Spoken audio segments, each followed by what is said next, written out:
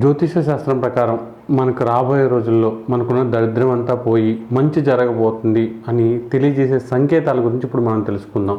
ఎవరు నమ్మినా నమ్మకపోయినా ఇవి చాలా వరకు నిజం అనమాట. అందులో మొదటిది ఏంటంటే మనకి తెల్లారి గంటలు 3 గంటల నుంచి 5 గంటల మధ్య మెలకువ రావడం, ఇది కూడా చాలా చాలా మంచిదన్నమాట.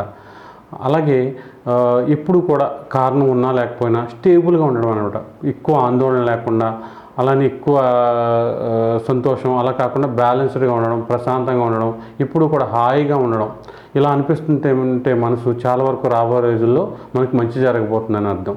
అలాగే దీంతోపాటు కళలో భగవంతుడు, దేవాలయాలు, మంత్రజపాలు, పూజలు, హోమాలు ఇవి ఎక్కువగా రావడం, ఇది కూడా చాలా చాలా మంచిదన్నమాట. దీంతోపాటు ఇంట్లోకి నల్ల చీమలు రావడం, మన స్టవ్ దగ్గర లేకపోతే ఎక్కడో చోట నల్ల చీమలు కనిపించడం ఉండడం కూడా చాలా మంచిదన్నమాట.